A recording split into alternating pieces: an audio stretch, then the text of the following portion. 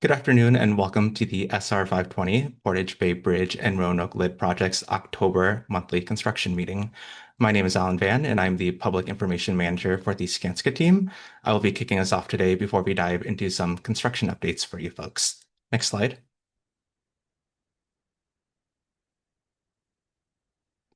During today's meeting, you'll be hearing from myself and also primarily from Robin Clark, Skanska's community liaison. We also have Rayanna Pittman and Carmela Chavez on the line as well, also from the Skanska team, who you may be hearing from as well. Next slide, please. For today's meeting, I have the agenda pulled up in front of you. We'll just give a quick overview of the project benefits and schedule, give you an overview of the ongoing construction activities throughout the project area, then also talk a little bit about upcoming construction, both in the near future and also what to expect in early 2026 as well. After we go over those sections, we'll go ahead and dive into a couple of pieces of information for how to stay informed about the project and also dive into our Q&A. Again, if any questions come up throughout the presentation, feel free to submit them in the Q&A box as we are presenting. With that, I'll go ahead and pass it over to Robin Clark to discuss construction. Thank you. All right. Thanks, Alan. We'll go ahead and get started with some project overview here. I recognized a couple names there on the attendee list, so welcome back if you're familiar with our monthly updates, and welcome if you are new here. So for folks that are new, we're going to be talking about this SR 520 Portage Bay and Roanoke Lid construction project. What you're seeing on the screen here are going to include our final benefits of the project at the end of our construction period. That's going to include our new Roanoke lid on the left-hand side of the project, as well as two new Portage Bay bridges that are replacing the existing 520 bridge across Portage Bay. This is going to be connected all throughout from the lid to the bridges by the SR 520 trail. That'll start with a bunch of bike and pedestrian connections on the west-hand side of the project, and we'll continue over to the east-hand side where it will connect to the Montlake project and the Montlake neighborhoods.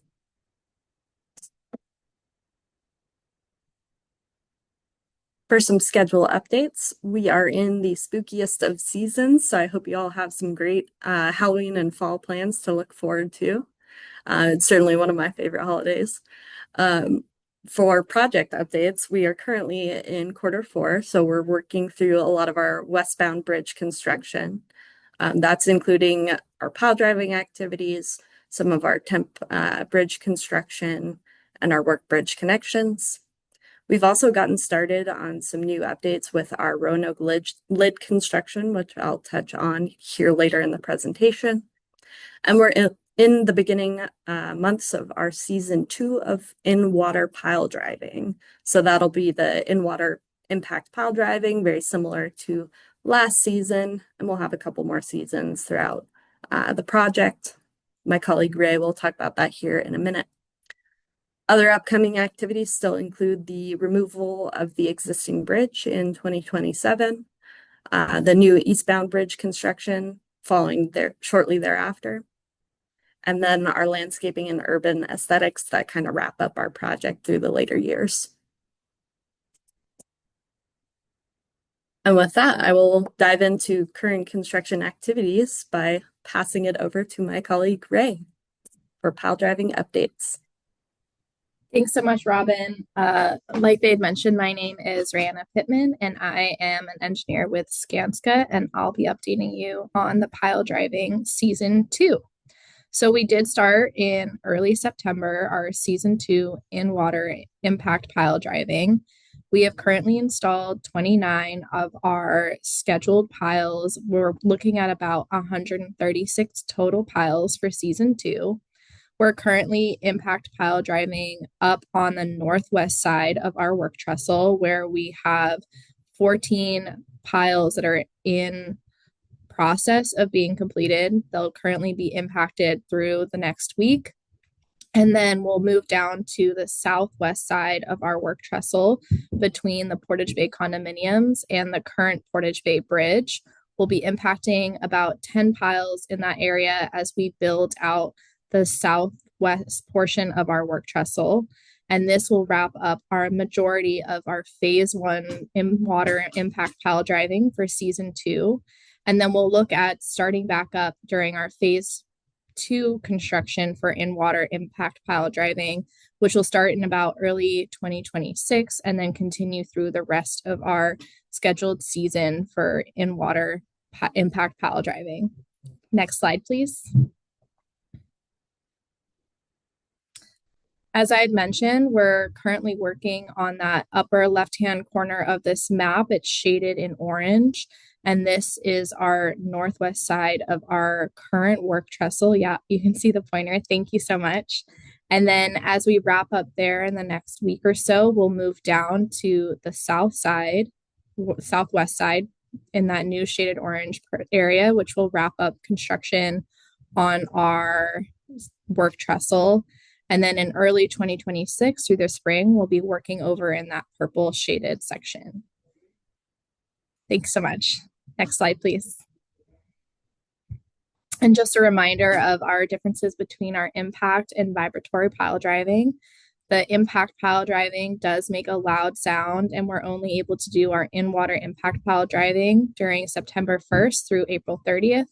And we just want to remind you that if you do have any questions about our noise or vibration during our pile driving activities, please make sure to give our 24/7 hotline a call so we're able to address those concerns as quickly as possible and look into the activity in the field. Next slide, please. And I'll pass it back to Robin. Thank you. Awesome. Thanks, Ray. Some great updates on pile driving.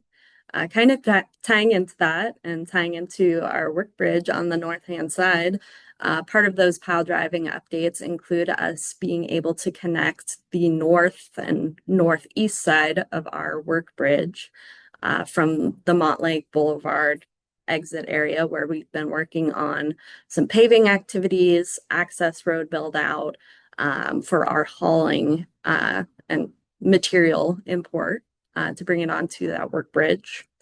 This is where we've closed the Bill Dawson Trail earlier this year. And we're really excited because we finally made that connection, and we're going to soon be able to import a lot of our material directly onto the work trestle.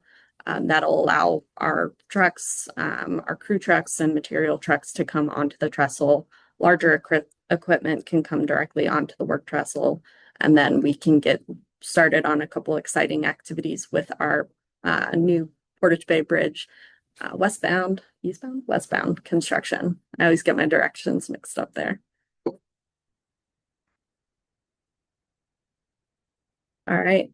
A really exciting update that I mentioned earlier, the start of our Roanoke Lid Foundation construction began this month. You can see in the center picture here, this picture here, we had one of our subcontractors come out and start installing some beams that will allow us to have some supportive excavation elements and kind of kicks off the process of that foundation installation. This will be the center foundation, one of the center foundations for the Roanoke Lid. So it's kind of our long-term schedule activity for that Roanoke Lid construction. I'm really excited to have folks out there. You won't see that piece of equipment anymore. We actually just wrapped that up the other day, and they've demobilized it out of that area. But we'll have some new crews coming back in with different machinery to start excavating and creating that actual foundation.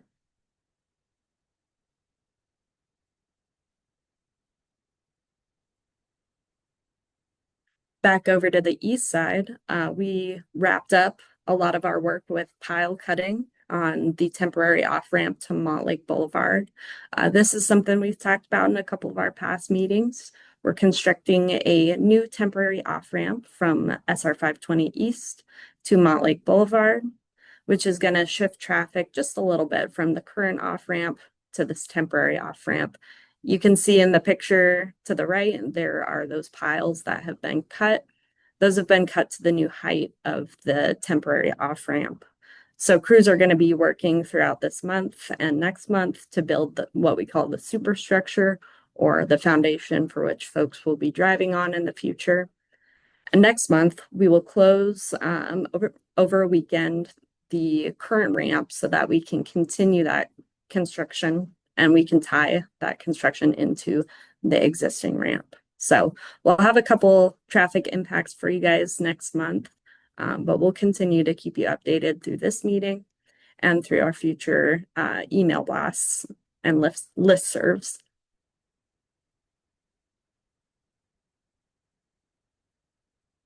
Another update, kind of flopping it back to the west side here of our project limits.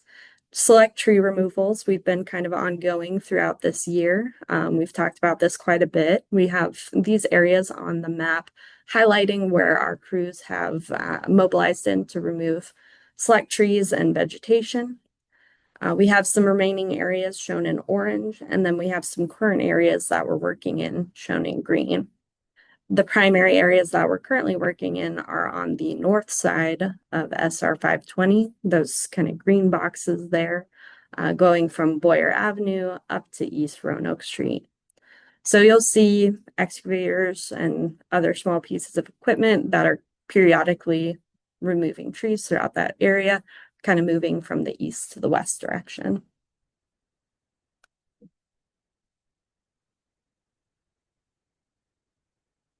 On that similar note, we've had an update to the tree and vegetation management plan just to incorporate all of our latest design developments.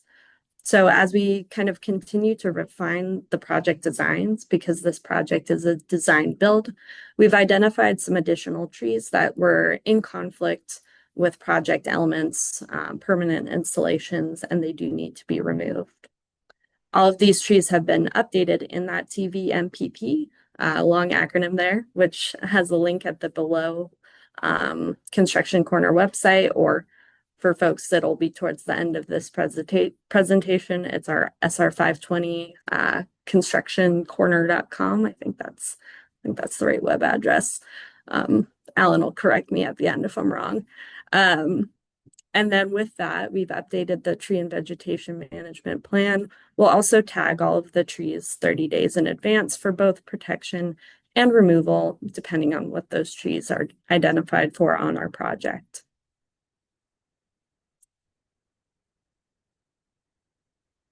All right, now jumping into some kind of upcoming construction traffic impacts. Starting with the upcoming utility work, as part of some of the tree removals that we're working on, we'll then move into our utility work.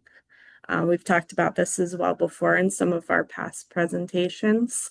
One of those activities includes a water main relocation going from Boyer Avenue all the way up to kind of the Roanoke Park area, if you call it, but keeping it on East Roanoke Street. So we'll have some increased construction activity to be able to accomplish this work, including installing the new temporary water main, and decommissioning the prior one. So in general, this kind of kicks off our process of relocating this 12-inch water main to then relocate later on down the road a 26 kilovolt power line, which we're relocating from overhead to underground. This whole process will then allow us to have sufficient room on our project to install the permanent elements, such as retaining walls and the new Portage Bay bridges. The crews will start kind of on that Boyer Avenue area in orange for the water main relocation, and they'll generally work from east to west up the hill. And then similarly with the power line relocation, when that happens a little bit down the road, they'll start on the Boyer Avenue side, and then they'll work down Boyer Avenue, continue back up, start back again on Boyer Avenue, and they'll work up towards East Roanoke Street. That's just kind of the sequencing of our construction activity.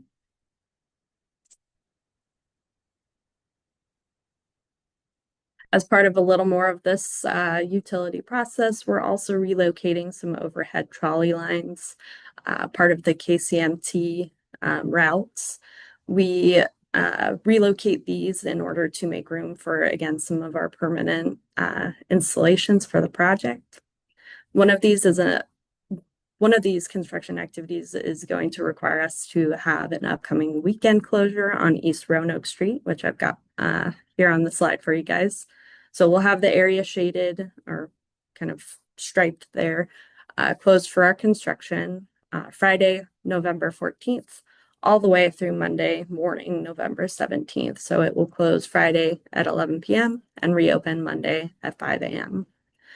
We're also going to be impacting King County Metro's Route 49. So if you take those routes or you utilize that bus stop at any point throughout that weekend or plan to, just make sure you visit the King County website so you can plan your route ahead of time. We'll also have our signed detours in place so that you guys are able to navigate around during the closure. A little bit more exciting news on that closure. We all are not big fans of road closures, myself included, even being in construction. But we did receive a lot of really good, impactful feedback from the community, which we genuinely appreciate. And we like to take as much as we can and incorporate it into our construction and our processes for the safety of not only our people, but you guys as well, especially living in the neighborhood. So we've updated our traffic control signs as part of this closure. So what you see on the screen, we're going to have more signage to help deter some of the traffic that's going to be flowing through this area. It'll help reduce cut-through traffic on neighborhood streets because we'll be placing some of these local access only and street closed signs and some of these barricades that they will be placed on. So we wanted to say thank you for your feedback, and we wanted to share that these are improvements we're making real time with this upcoming closure.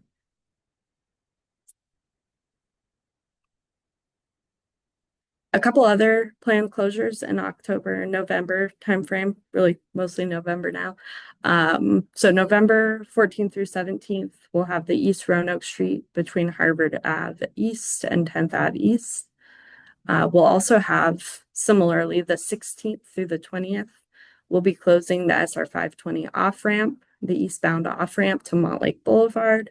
That'll be a nightly closure from 10 p.m. to 6 a.m. And that'll kick off our process for some of the demolition and nighttime work we'll be doing on the temporary Bridge 1 area over on the east side of our project. November 21st through 24th, that weekend, we'll have, again, an eastbound SR 520 between I-5 and Montlake Boulevard. That'll be a full closure from 11 p.m. to 5 a.m. Monday. So that's a fairly big closure. Again, we'll have our signage and detours placed in advance, and we'll make sure all of these are posted both on our website, and you guys will be included in our listserv updates.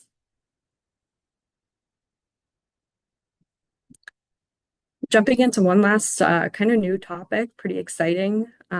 Starting in early next year, we're going to be conducting our drill shaft construction for Portage Bay Bridge North or westbound.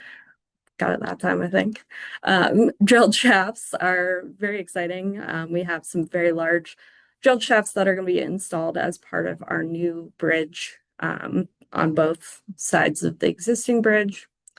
The drilled shafts, what they are, they're essentially large pilings, large casings, very similar to what we're installing with the pile driving process in our work bridges. They're vibrated into place. They're drilled out to remove excess soil, and then they're filled with rebar and concrete to create what is the foundation for the new bridges. We'll talk more on that in detail as we get closer to the start of this activity and the start of the new year, but we want to give you guys kind of a heads up of what's coming because it is going to be a very large activity. Again, this is going to be really vibration impacts as far as the casing installation, and then we'll have mostly drilling activities associated with it. The crews will be typically working Monday through Friday from 8 to 5, though we may work weekends if schedules need to accommodate certain activities. All right, and with that, I will pass it back to Alan. Great. Thank you, Robin, for walking us through the presentation. Over the course of the next couple of months, we'll continue to share more information on the drilled shaft work. So make sure that you are signed up for our email updates to learn about our future monthly construction meetings. In addition to those meetings, we have several other ways to stay informed about the project. So as a reminder, we have our 24-hour hotline with the phone number listed on your screen. In addition to that, Robin mentioned earlier the construction corner, sr520construction.com, where we have a dedicated Portage Bay Project webpage that has many resources, including links to our meeting recordings and FAQs. We also have our email updates where we aim to send an email update about every week or so. So make sure you're signed up for those. And then our monthly meetings, which we will share information about our November meeting shortly. With that, we do have some questions in the Q&A. I think I'll go ahead and go over the last slide in case folks are still typing out some questions. As a reminder, please submit your questions in the Q&A box. The chat is disabled, so attempting to type anything in there won't reach us. And then Dakota, could you actually go to the next slide? I believe we have one more slide. For our meeting recordings, they are posted on the construction corner. There's a screenshot right here. It is under the other header on the Portage Bay Project webpage. So make sure you check that out and also check out some of our other resources. With that, we can go ahead and dive into our formal Q&A. We have one question in the chat and then also one question from Carl earlier. I'll go ahead and read that out just for the good of the group. So Carl had asked, how far above ordinary high water will the piles extend in the southwest corner? So right next to Portage Bay Shore condominiums. We're going to look into that and follow up with you, Carl, via email. So make sure that you look out for an email from the project inbox in the next couple of days. We do have one other open question regarding some of the traffic control that we have planned for the next couple of weeks. So as far as traffic from the closure of Roanoke Street, there's a lot of traffic in the Broadway East and East Edgar Street corner. So I believe that is the northwest corner of Roanoke Park. Can you put up no parking signs in that corner since it is so tight? Also, a lot of cycling traffic goes through there as well. And that question is from Joanna. Yeah, I've definitely been through that area. It is quite tight to drive through. I can't say we can promise that installation right this second, but I'll tell you, we'll bring it to our MOT team and certainly bring it up as feedback from the community. I think it's certainly a great idea. Typically, our coordination for installation of additional signage involves our team, our partners at WashShot, and our partners with the city. So it does take a little bit of conversation with those guys to make sure we're all on the same page and make sure we're putting things in the right place so that everyone is safe, from drivers to pedestrians to cyclists. So we will definitely take that feedback and talk to our teams about it, and we will improve what we can for that area. Great. Thank you, Robin. It looks like that may be the last question in the Q&A. If there's anything else that you folks may have in terms of questions about the project or any of the materials that we presented to you today, again, please don't hesitate to send us an email. We'll go ahead and respond as soon as we can. If there's anything more immediate, please call our 24/7 hotline. But with that, thank you all for attending today's meeting. As I said earlier, we'll be sharing information about our November and December monthly meetings soon via our project emails. So make sure you scan that QR code, sign up for our email updates, and be on the lookout for more information from me. Thank you, everybody, for attending, and we will see you all next month. Take care.